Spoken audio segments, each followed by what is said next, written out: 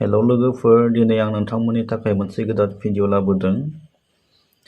बे भिडिअ जाबाय हाखौ माबायदि सुनानै हिसाब खालामो आरो माखौ लेसा बुङो, माखौ खथा होनो, माखौ मा होनो, बिनि सोमोन्दै जों सावरायगोन। जायफ्रा गोसो नोंथांमोना नायनो हागोन, जायफ्रा रोंखायो नोंथांमोना नायाबाबो जागोन। जोङो गोबां समायाव गावनि हाखौनो जोङो सुनानै दिहुननो रोङा, गुबुनफोरखौसो जोङो रां होनानै हिसाब खालामनो होयो। अब्ला आं सानो दिनैनि बे भिडिअखौ नायोब्ला जायनो मोजाङै नायो, जायनो मोजाङै गोसो होना सोलोङो, आं आसा खालामो नोंथांमोना निस्सय बे भिडिअनि गेजेरजों 100% रोंगोन होननानै आंहा फोथायनाय दङ। थुदो बिदिब्ला भिडिअखौ जागायजेननायसै। भिडिअ जागायजेननायनि सिगां आङो मोनसे खावलायनाय, जायफ्रा आंनि चेनेलाव गोदान नोंथांमोना अन्नानै साबस्क्राइब खालाम, जाहाथे बेसेन गोसा भिडिअफोरखौ नोंथांमोना सिगाङै मोनग्रोनो हायो। जायफ्रा साबस्क्राइब खालामखाबाय नोंथांमोननिसिम रोजा रोजा साबायखर। थुदो बिदिब्ला जोङो भिडिअखौ जागायजेननोसै।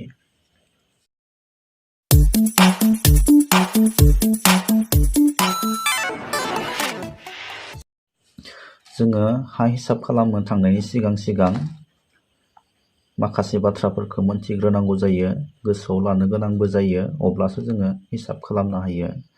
हमना ला लेसा माखौ बुङो? जायफ्रा रोङा दै, मोजां सोलों, अब्लानो नोंथांमोना रोंगोन। जेबो गैया, इजिसो। लेसा माखौ बुङो? आं गोरलैयावनो फोरोंनोसै।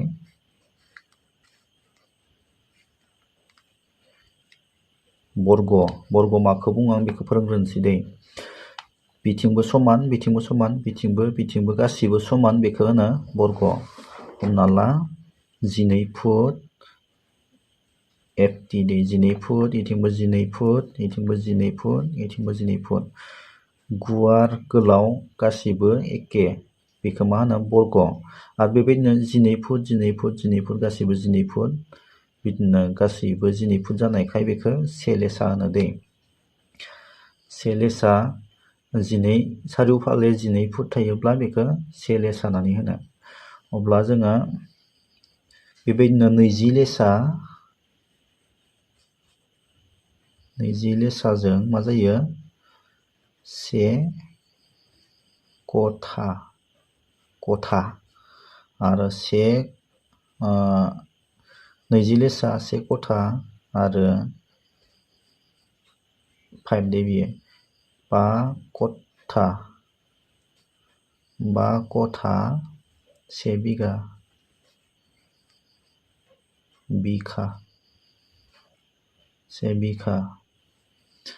आरो 100 लेसा 1 बिघायानो बेबो 1 बिघा। बेसेबांखिनिखौ गोसोआव लाबानो मा खालामनो हागोन? हानि हिसाबखौ नों खालामनो हागोन दे। आयदानि आं मोजां स्रा खिथिदों। खनसे बुंफिनना, बिथिंबो 12 फुट, इथिंबो 12 फुट, इथिंबो 12 फुट, इथिंबो 12 फुट थानायखौ मा होनो? से लेसा। बेबायदिनो 20 लेसा 1 कथा जायो। 20 लेसाजों 1 कथा आरो 5 कथाजों 1 बिघा, 100 लेसाजों 1 बिघा दै। अब्ला जोङो हाखौ माबायदि सुयो बेयाव थांसै दै। माबायदि हिसाब खालामो? हमना ला सासे मानसिया नोंनो होफैबाय, बा नोंनि हाया बेबायदि, हमना ला बिथिं 10 तार माने 120 फुट जागोन आरो 120 फुट जागोन बियो। ताराव लांबाय, बिथिंबो 10 तार, बिथिंबो 10 तार, बिथिंबो 10 तार। बेखौ माबायदि हिसाब खालामगोन? दा मोनसे फर्मुला दोङो हा हिसाब खालामनायाव, गोलाव फार्स्ट दे बियो।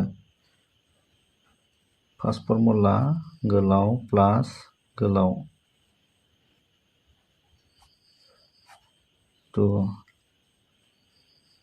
गोलाव, नै बेखौ गोलाव लाबाय दै, बिथिंखौ गोलाव नाम होबाय, बेबो गोलाव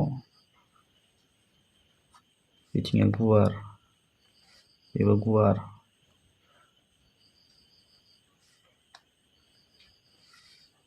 दा गोलाव प्लास गोलाव दै होमबा गोलावा बेसेबां दोङो 10 प्लास गोलाव 10 2 बे 2 आव फैबाय दै ओमफ्राय दा 10 जों 10 प्लास खालामबोला 20 नैबे 2 खौ लाबोबाय रानबाय 10 थाबाय एन्सारा बेसेबां थाखो 10 नैबे एन्सार फार्स्ट फर्मुला थांबाय बियो सेकेन्ड फर्मुला बेबायदिनो एखे गुवार प्लास गुवार 2 दा फज'दैखौ नै गुवार 10 थार नैबेबो 10 थार दा नैबे 2 आव फैबाय 10 जों 10 20 प्लास खालामनानै दै नैबे 2 आव फैबाय बेखौ रानबोला बेसेबां 10 आनो एन्सारा 10 थार्ड फर्मुला नैबे 10 इनटु खालामदो 100 लेसा होमबा नैबे 10 100 लेसा जाबाय 10 इनटु 10 100 लेसा होमबा नै 100 लेसा 1 बिघा बेबायदि दै 100 लेसा 1 बिघा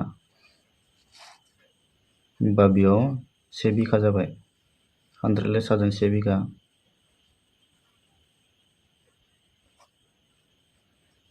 एन्सारा बे जाबाय आरो नै आं खिथिफिनदों गोलाव नैबे गोलाव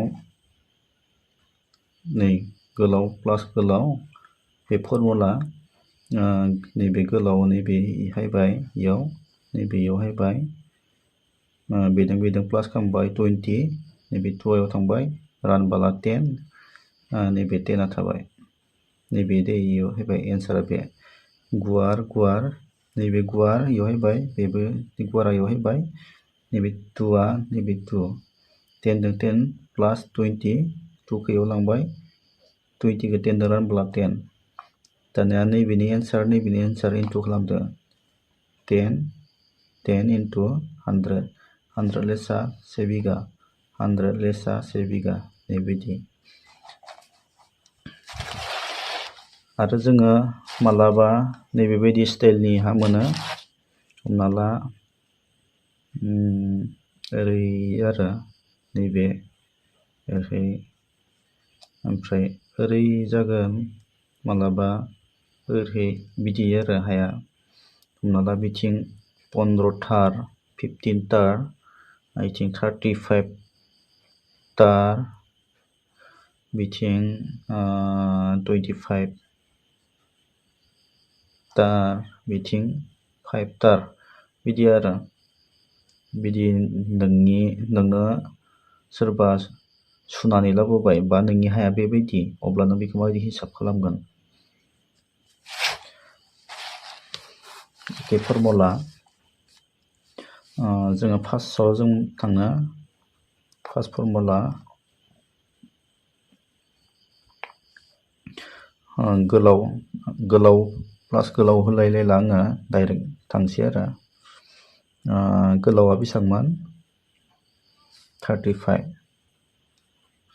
प्लास 25 नों जुदि रोंखायोब्ला नैबायदि गोलाव प्लास गोलाव होलायलायना दै रोंखायोबा दै आं नोंसोरो जास्ट रोंनो थाखायल' बिदि होनायमोन दानिया नै आं डाइरेक्ट होबाय 35 गोलाव 25 गोलाव दा बे जाबाय फर्मुला अब्ला बेखौ 35 जों 25 जों प्लास खालामबोला 60 फर्मुला 2 बेखौ रानबाय 2 जों बा बेसां 30 एन्सार 30 मोनबाय। दानिया सेकेन्ड फर्मुला होबाला ओरै फार्स्ट सेकेन्ड होजायो आरो सेकेन्ड होबाय गुवार 15 तार आरो नै प्लास नैबे 5 खौ लाबोलायबाय 5 फर्मुला नैबे 2 हैबाय। नों बै फर्मुलाखौ गोसोआवल' सानना लाबानो जाबाय आरो लिराबाबो जायो। दानिया 15 जों 5 जों प्लास खालामबोला 20 20 खौ 2 जों रानबोला 10 एन्सारा 10।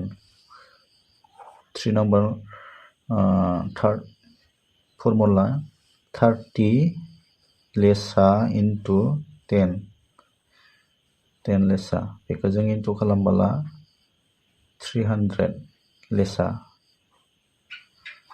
अब्ला नैबेयाव नाय 100 लेसाजों 1 बिगा जायोबा नैबेयाव दोङो 300 लेसा माने 3 बिगा जों बेबायदि मिथियो आरो।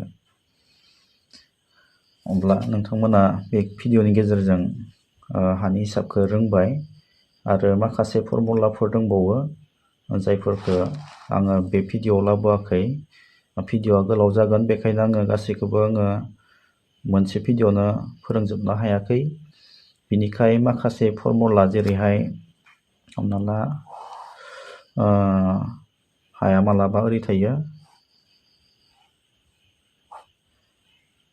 बिथिं हमना ला 20 मिटार बिथिं 10 बिथिं 15 खना मोनब्रैखौथ' जोङो गोरलैयैनो हिसाब खालामबाय। बेबायदि खना मोनथामखौ जों माबायदि हिसाब खालामगोन बेनि फर्मुला दोङो। आं बे भिडिअआव आङो होनाय जानाय नङा, भिडिअआ गोलावद्राय जागोन। आरो मालाबा हमना ला सारि खनायानो जेनेबा बर्गआनो आरो 10 तार 2 फुट बिदि थायो। नै 10 तार नैबे तार दे 10 तार 2 फुट मालाबा इथिं 6 तार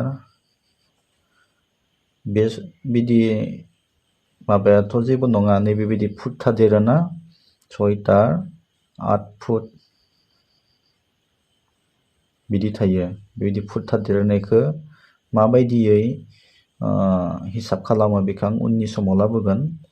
जायफ्रा सोलोंनो गोसो आंनि भिडिअखौ साबस्क्राइब खालामदो जाहाथे आंनि नैबेबायदि भिडिअफ्रा नोंथांनियाव सिगाङै मोनहैयो। नैबेबायदि बर्गखौल' हायोब्ला मालाबा नैबेबायदि सारि खनाखौल' हिसाब खालामनो रोङोब्लाल' जाया, नैबेबायदिखौबो नोंनि सिगाङाव लाबोनो हागौ। मालाबा नैबेबायदि फुट थानायाथ' थाखायोखा, बिदि फुट गोनां थाखायो। हा सुनायाव मालाबाबो तार ग्रोब मोना, बेबायदि फुट थादेरखायो। बेखायनो जुदि सोलोंनो गोसोब्ला आद्रा सोलोंनाङा, फुरायै सोलों। बेखायनो फुरायै सोलोंनो गोसोब्ला आंनि भिडिअखौ साबस्क्राइब खालाम जाहाथे उननि भिडिअआव नोंथांमोना सिगाङै मोननानै गासैखौबो फुरायै सोलोंजोबनो हायो। बिदि नोंथांनिसिम खावलायनाय थाबाय आरो। बिदिब्ला दिनैनि भिडिअआ बेसेनोसै। सोरबा जुदि बुजियाखैब्ला गाहायनि कमेन्ट बक्सआव कमेन्ट खालाम। आरो सोरबाया नैबेखौ 20 लेसाजों माबायदि 1 खथा आरो 5 खथायाव बेसेबां स्कुवेर फुट थायो, 100 लेसा बा 1 बिगायाव बेसेबां स्कुवेर फुट थायो, बेफोरखौ एकदम एक सोलोंजोबनो गोसोब्ला कमेन्ट बक्सआव कमेन्ट खालाम दे। जुदि कमेन्ट बक्सआव जुदि सोलोंनो गोसो गोनां मानसिफोरनि कमेन्टआ बांद्राय जायोब्ला आङो भिडिअखौ लाबोगोन। कमेन्टखौ नायनानैसो लाबोगोन दे। जुदि सासे सानैफोरल' कमेन्ट खालामोब्ला आं भिडिअखौ लाबोनाय जानाय नङा। कमेन्ट बक्सआव खैजना सोलोंनो इच्छा बेखौ नायग्रोगोन। जुदि 10 जननि बारा कमेन्ट नुयोब्ला आङो भिडिअखौ लाबोगोन। अब्ला दिनैनि भिडिअआ बेसेबांसै। हामबायसै। जोबजासिम नायनो थाखाय नोंथांमोननिसिम साबायखर बावनानै आंनि भिडिअखौ दोनथ'बाय। एसेनोसै।